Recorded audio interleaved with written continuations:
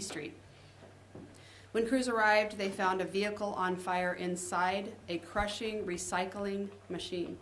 LFR set up operations in an aerial to extinguish the fire from above. Over 5,000 gallons of water was used to extinguish the fire, as well as any adjacent items that were next to the recycler. Investigator Tom Schmidt reports that the fire started in the vehicle inside the recycling machine and extended to the other machines outside of that piece of equipment. The value is estimated at a $200,000 loss. No injuries were reported. Did it take long to fight that fire? You know, they were there for several hours, kind of moving things around. They were actually moving the machines, the recyclers, to just ensure that everything was moved out of that machine and then extinguished outside of it. So it was a pretty prolonged operation. And it just combusted once it was in the machine, or is it? Yeah, some sort of an ignition source, and then there was some residual fuel inside the vehicle, so not a good combo.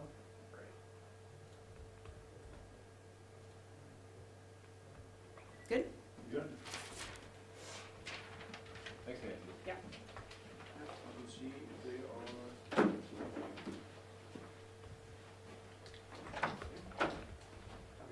Yeah, good. All right, Mo, look live.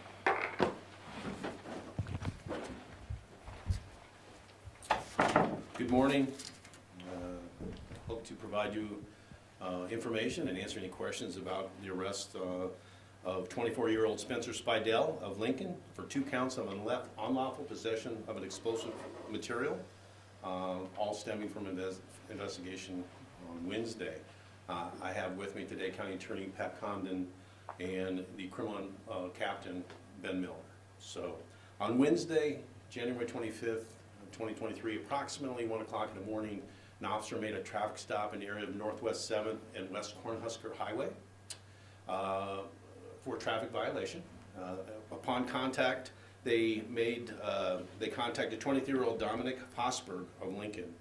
During that contact, they discovered evidence of drug possession and drug paraphernalia, which resulted in a search of the vehicle and the arrest of Fosberg for 2 counts of possession of controlled substance and 1 count of possession of drug paraphernalia. During that search, pursuant to the discovery of narcotics, officers discovered suspicious items located in the vehicle believed to be explosive devices. The officers backed off, called Lincoln Fire and Rescue Bomb Squad, and who responded.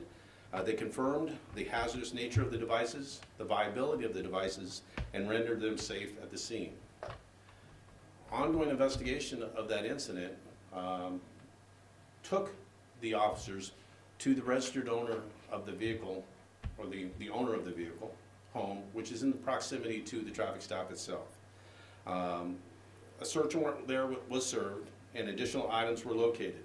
That's the residence of Spencer Spidell. Additional items were located there. These items were also safely removed. The multiplex was evacuated for the safety of others. The items were removed. No injuries were reported from either location. The investigation is ongoing. Our investigators are working with state and federal partners to determine the circumstances surrounding the explosive devices or if any other individuals are involved.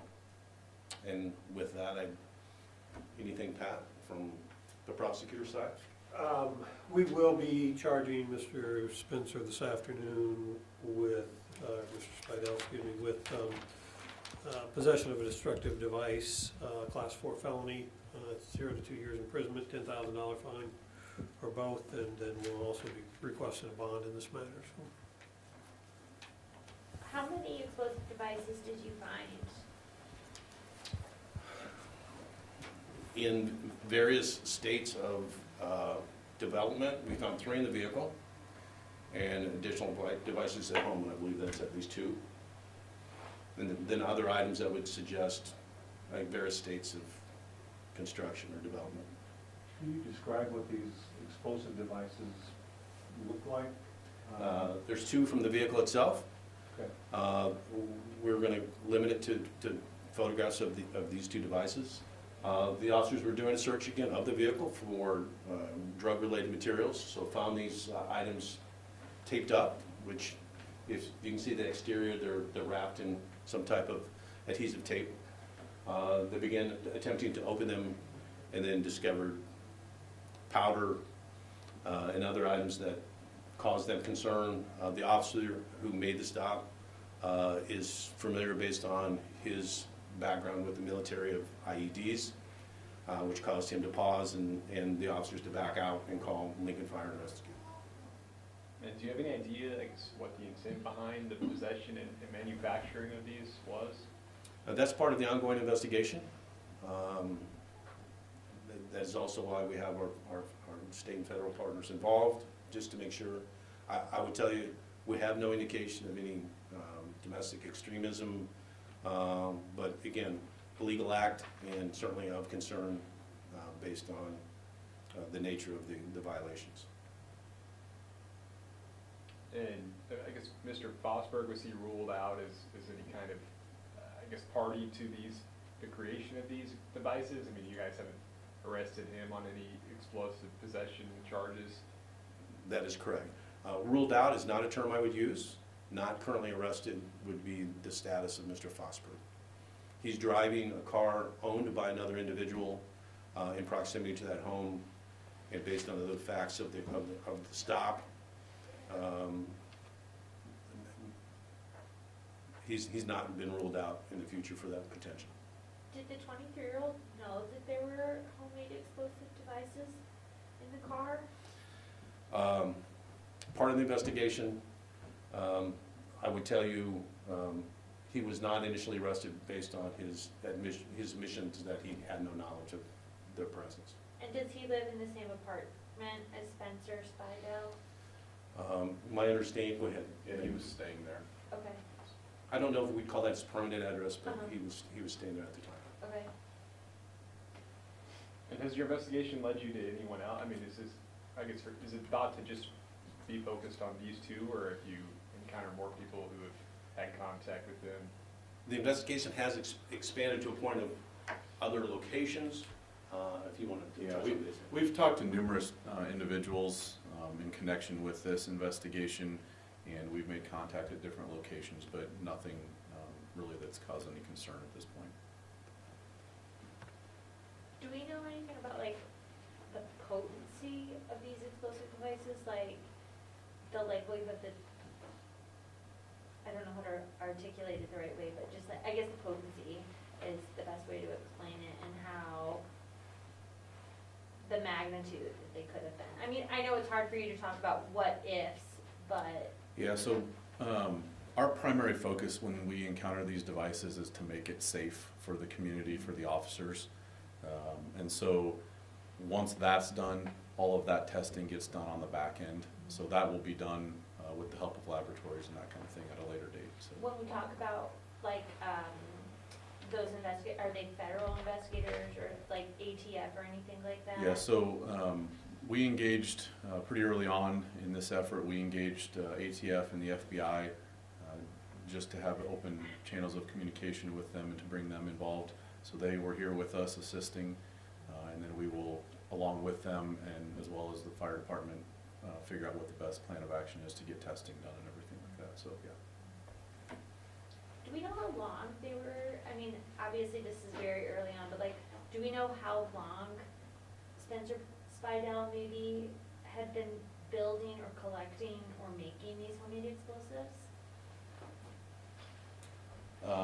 Certainly that's something we're looking into still, and I don't know that we have an answer for that right now, but it's something we're looking into. And was he on your radar at all? I mean, was this really a random traffic stop, or was this part of an ongoing investigation? I would describe this as very good work from our officers overnight who patrol blocks of business areas against burglaries, graffiti, other crimes. Saw this individual at a area convenience store, saw him act in a suspicious manner, stopped the convenience store to make sure the clerk was okay, but then also observed this vehicle immediately in violation of the traffic code. Basically had no license plates or in transit papers.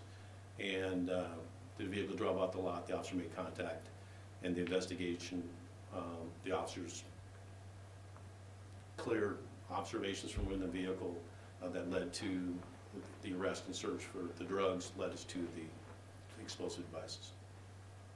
But good work by that officer. Will you be emailing us these pictures by chance? Yes, Okay, yeah, you'll get those in the regular email. okay. Yep. Any other questions? Fantastic. Thank you. Thank you. Thank you. Appreciate it.